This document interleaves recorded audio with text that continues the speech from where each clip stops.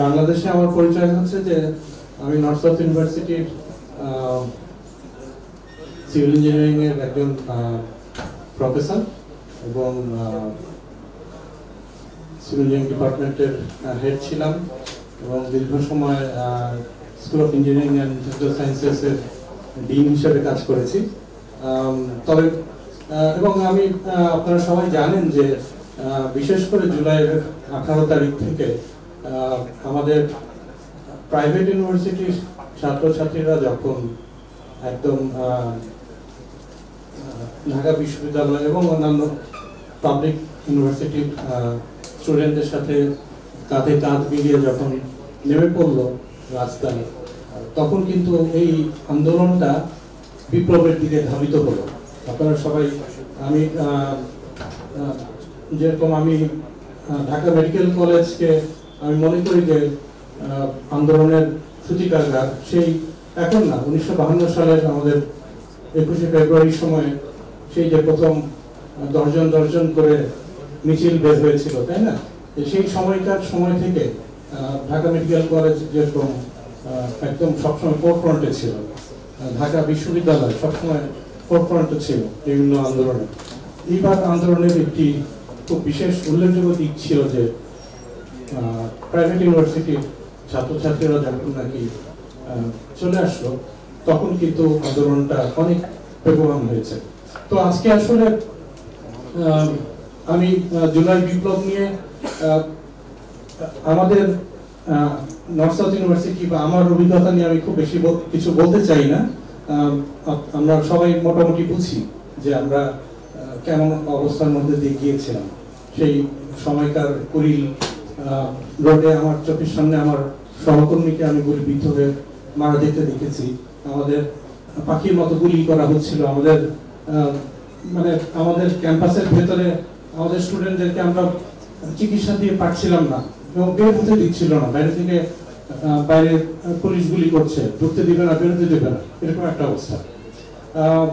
তবে আমি আজকে এখানে এসেছি অন্য আরেকটি পরিচয়। সেটি হচ্ছে যে আমি দীর্ঘদিন যুক্তরাষ্ট্রে ছিলাম। আমার মূলত পড়াশোনা করতে গিয়েছিলাম অ্যারিজোনা স্টেট ইউনিভার্সিটিতে। ওখানে মাস্টার্স এবং পিএইচডি করে আমি ওখানে অনেকদিন শিক্ষকতা করেছি অ্যারিজোনা স্টেট ইউনিভার্সিটিতে। সেই সুবাদে আমার কিছু কাজ করা হয়েছিল। ছাত্র জীবন থেকে সংগঠন করতাম এবং আমি ওখানে একটা মঞ্চ নাটক দলের সাথে আমি সহ-প্রতিষ্ঠাতা হিসাবে যুক্ত হই। সেটির নাম হচ্ছে বাংলাদেশ থিয়েটার অফ অ্যারিজোনা অথবা বিটিএ। 1999 সালে এটি আমরা প্রতিষ্ঠা করি। প্রথম দিকে কিছু কমেডি নাটক করতাম, কিন্তু 2003 সালে আমরা শিকড় বাংলা স্কুল নামে একটা স্কুল করলাম। ওখানকার যে আমেরিকার যে বাংলাদেশি যে বাচ্চারা আছে ওদেরকে বাংলা শিক্ষা দেওয়ার জন্য এবং আমাদের সংস্কৃতি সম্পর্কে জানানোর জন্য। তখন থেকে আমরা এর আগ পর্যন্ত আমরা প্রতি বছর একটি করে নাটক করতাম।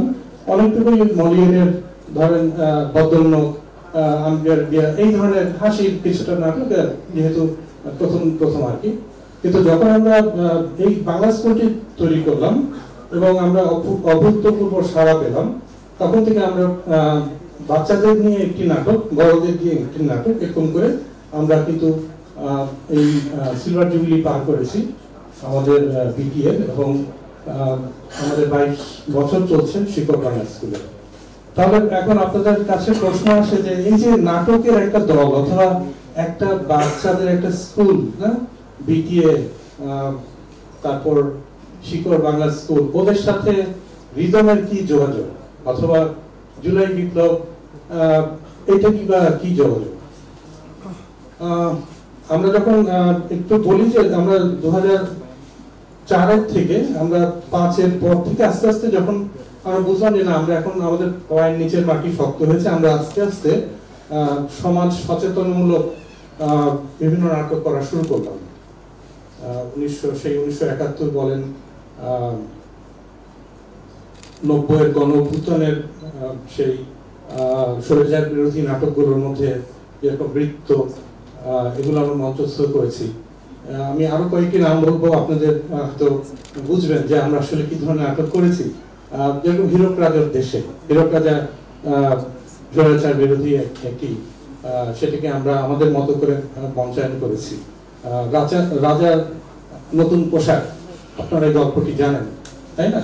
রাজার চাটুকাররা সবকিছুই চারদিক থেকে বলছে যে রাজা সবকিছুই আছে, কিন্তু রাজার আসলে কিছুই নেই। রাজা এবং রাজদ্রোহী, তো এই নাটকগুলো আমরা করেছি। আমরা চাইতাম যে, আমরা চেয়ে এসেছি এবং এখন চাই যে আমাদের যে ভবিষ্যৎ প্রজন্ম যারা আছে বাংলাদেশের বাইরে, তারা যেন একটি সুস্থ এবং একটি ন্যায় পরায়ণ একটা দেশের, একটি সমাজ তৈরি করার জন্য আমাদের সাথে থাকে। আমরা অনেকেই জানি না যে আমরা যারা বিদেশে, আমাদের যারা বিদেশি বন্ধুরা আছে, অর্থাৎ বাংলাদেশি যারা বিদেশে আছে, আমি বহু বছর আমেরিকায় ছিলাম। আমি কিন্তু একটা সময় ওই জীবনটা ছেড়ে বাংলাদেশে চলে এসেছি, অনেক রিস্ক নিয়ে চলে এসেছি।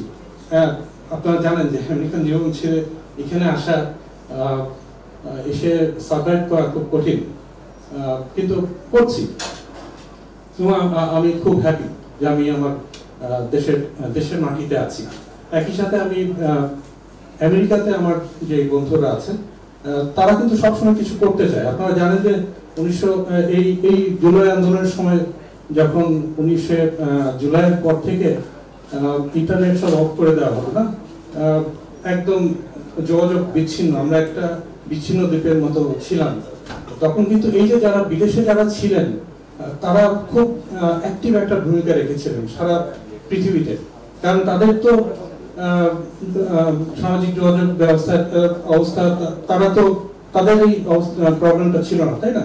তারা কিন্তু সারা বিশ্বে একটা খুব বড় একটা জনমত তৈরি করতে সাহায্য করেছে, এবং তারা আমাদেরকে হেল্প করেছে। বিভিন্ন ধরনের অ্যাপ বের করেছে, যেটা দিয়ে আমরা নিজেরা পরস্পর বাংলাদেশের ভিতরেই এবং তাদের সাথে যোগাযোগ করতে পারি। হোয়াইট কলিং এবং আরো অনেক ধরনের অ্যাপ ছিল, এবং তারা সবসময় কিন্তু বাংলাদেশের জন্য কিছু করতে চায়।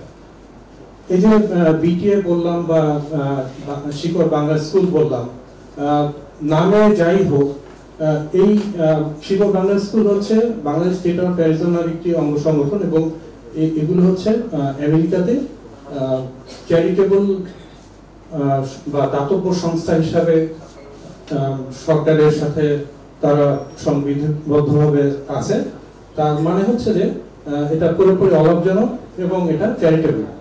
সো আমরা বাংলাদেশের বাইরে থেকে যারা বাংলাদেশকে হেল্প করতে চান, তারা সবসময় একটা মাধ্যম খুঁজে দেখি কিভাবে আমরা বাংলাদেশকে, আমাদের দেশের জন্য উপকার করতে পারি, কিছু একটা করতে পারি।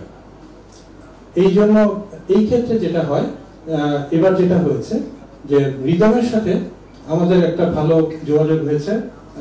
ডাক্তার মামুন এবং রিদমের সাথে যারা আছেন, ওনাদের সাথে যেহেতু আমাদের একটা যোগাযোগ তৈরি হয়েছিল, এবং আমেরিকাতে যারা আছেন তারা একটা চ্যানেল পেয়েছেন। আমরা আরো অনেকগুলো ভাবে কাজ করি, কিন্তু এই আপনাদের সাথে যখন কাজ করতে আসলাম, আমরা দেখলাম যে এটির যে কার্যপ্রণালী এবং এটা যা যা কাজ করে, এটার সাথে আমাদের চিন্তা ভাবনা, আমি আমাদের বলছি না, I think I own also এই বিটিএ বলেন বা শিকড় বাংলা স্কুল বলেন। আমি যেহেতু এটা অন্যতম প্রতিষ্ঠাতা ছিলাম, আমি এখন বাংলাদেশের থেকেও আমি কিন্তু আমি মনে করি যে এই চিন্তা ভাবনাগুলি আমি ধারণ করি এবং তারা ধারণ করে, তাদের সাথে মিলে গেছে।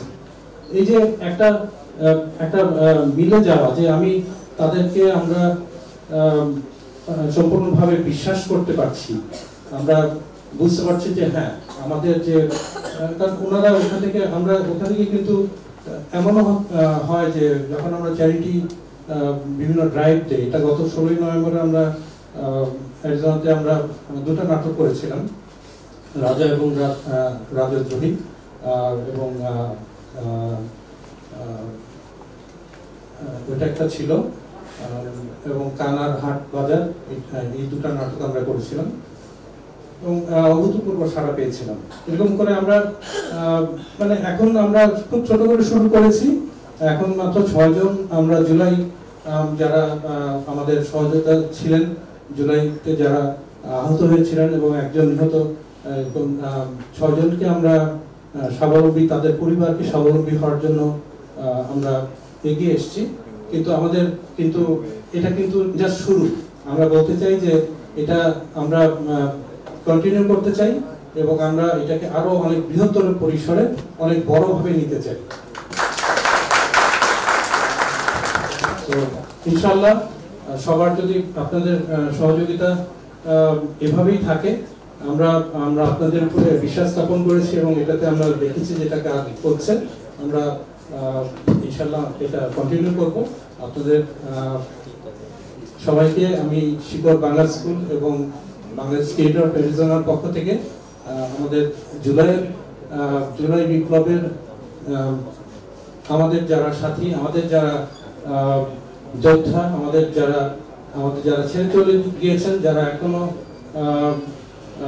বিভিন্ন অঙ্গহানি এবং বিভিন্নভাবে ভুগছেন, শুধু তারাই না, শুধু ছাত্র তাই না, আমরা দেখেছি যে এই 6 জন কিন্তু কেউ ছাত্র না, ওনারা হয়তো একটা মুদির দোকান চালাতেন, ওনারা রিক্সা চালাতেন, তাই না? আসলে পুরো বাংলাদেশই কিন্তু এই জুলাই বিপ্লবের যোদ্ধা আমি বলবো। কারণ আমরা যে দীর্ঘ সময়ের একটি কঠিন একটা সময়, একটা ক্রান্তি লগ্ন পার করছিলাম, 16-17 বছর, হয়তো ছোট একটা সময়, আরো বড় সময় ছিল। আরেকজন বললেন যে হ্যাঁ আসলে এটা 54 বছর। আমরা এই সময়টাকে হয়তো আপাতত অনেক ত্যাগের বিনিময়ে একটা জায়গায় নিয়ে আসছি, কিন্তু এটা ধরে রাখা কিন্তু সবার দায়িত্ব। আমি শিক্ষকদেরকে বলা হয় যে মানুষ গড়ার কারিগর। আমাদের অনেকেরই ধারণা ছিল যে ছাত্ররা, এই প্রজন্মের ছাত্ররা হয়তো ফেসবুক এবং ফোন ছাড়া আর কিছুই বুঝে না, কিন্তু আপনারা দেখছেন যে আমাদের সম্মানিত ডাক্তার বন্ধুদের সাথে শুধু ডাক্তার বন্ধুরাই না, তাদের সাথে কিন্তু ছাত্ররা, শুধু ঢাকা মেডিকেল কলেজের ছাত্ররাই না, আমি এখানে অন্যান্য বিশ্ববিদ্যালয়ের ছাত্রদেরও দেখছি। তো তাদের মানে এই বিপ্লবের পরে আমাদের অনেকেরই কিন্তু চোখ খুলে গেছে না।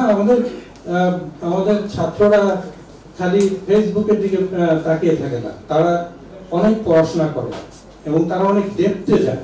তারা সমসাময়িক পৃথিবীকে জানতে চায়, সমাজের হিস্ট্রিকে তারা জানে যে কিভাবে কি হয়েছে এবং আসল ইতিহাসটা তারা ওখান থেকে বের করে নিয়ে আসতে চায়। এই যে পড়াশোনা, এই যে তাদের চেষ্টা এবং এই সব কিছু কিন্তু আপনারা আমার আগে বেশ কয়েকজন ছাত্র সমন্বয়ক এবং ডাক্তার ভাই সবাই ওনারা কথা বলে গেছেন। নিশ্চয়ই বুঝতে পারছেন যে আমি যেরকম ভাবে ফাম্বল করি, আমি একজন শিক্ষক ভাই, আমি কথা কত গুছিয়ে বলতে পারি না, সেইখানে এরকম সবাই আপনারা যেভাবে কথা বলেছেন একদম to the point, right? I am so proud. আমি একজন শিক্ষক হিসাবে আমি গর্বিত যে আমাদের যারা এখানে ছাত্র, যারা আমরা হয়তো চেষ্টা করছি ছাত্রদেরকে কিছুটা শিখাতে, আমার মনে হয় যে আমরা যা চেয়েছি তার চেয়ে অনেক বেশি তারা অর্জন করেছে। তো সবাইকে অসংখ্য ধন্যবাদ। আমি আশা করব যে আমরা সবসময় একসাথে থাকবো।